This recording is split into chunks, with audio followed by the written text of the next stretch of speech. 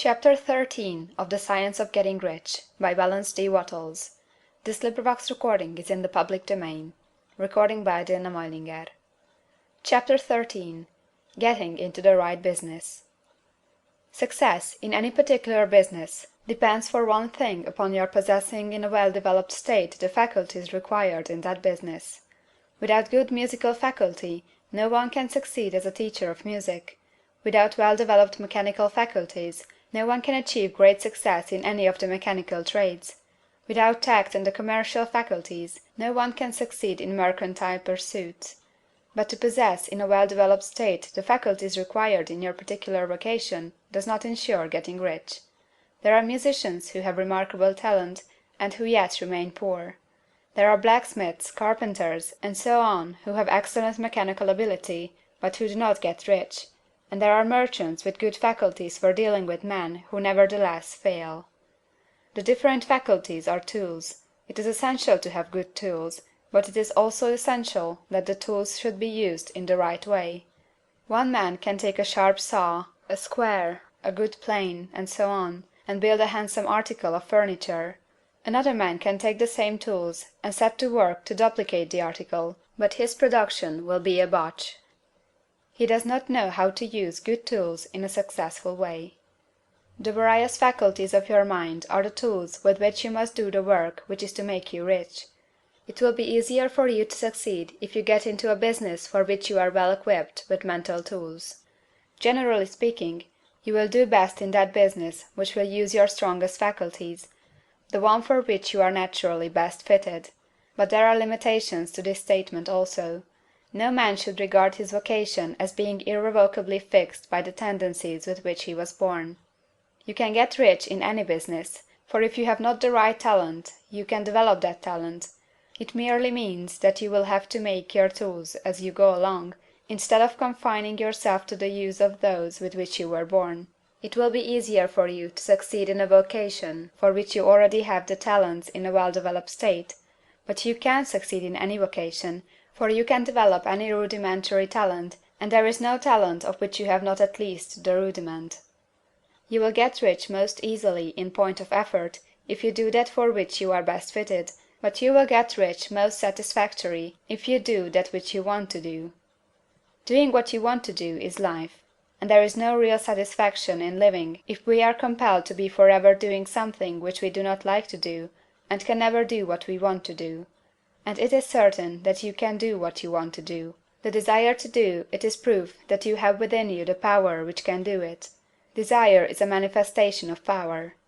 The desire to play music is the power which can play music seeking expression and development.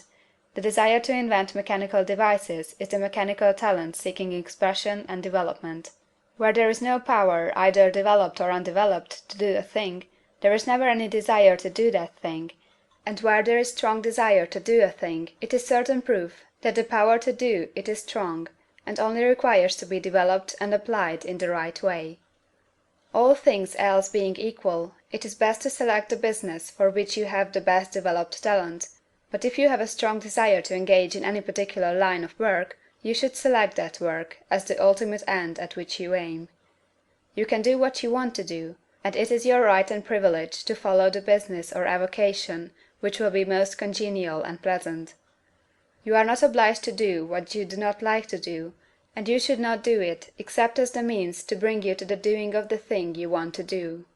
If there are past mistakes whose consequences have placed you in an undesirable business or environment, you may be obliged for some time to do what you do not like to do, but you can make the doing of it pleasant by knowing that it is making it possible for you to come to the doing of what you want to do.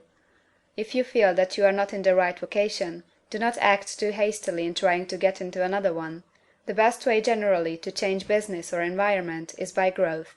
Do not be afraid to make a sudden and radical change if the opportunity is presented, and you feel after careful consideration that it is the right opportunity.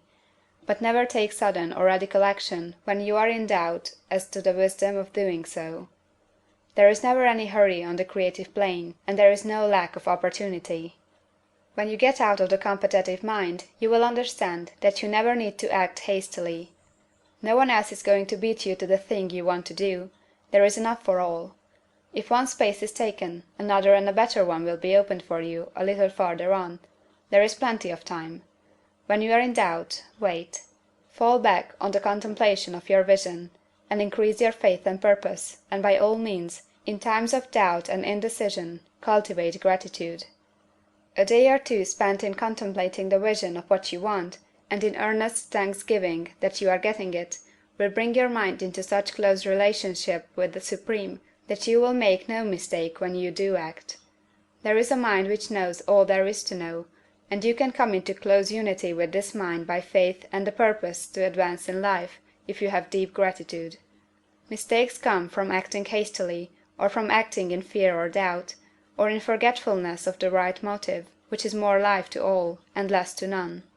As you go on in the certain way, opportunities will come to you in increasing number, and you will need to be very steady in your faith and purpose, and to keep in close touch with the All-Mind by reverent gratitude. Do all that you can do in a perfect manner every day, but do it without haste, worry, or fear. Go as fast as you can, but never hurry. Remember that in the moment you begin to hurry, you cease to be a creator and become a competitor. You drop back upon the old plane again. Whenever you find yourself hurrying, call a halt.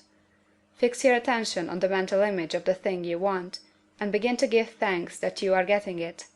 The exercise of gratitude will never fail to strengthen your faith and renew your purpose. End of chapter 13.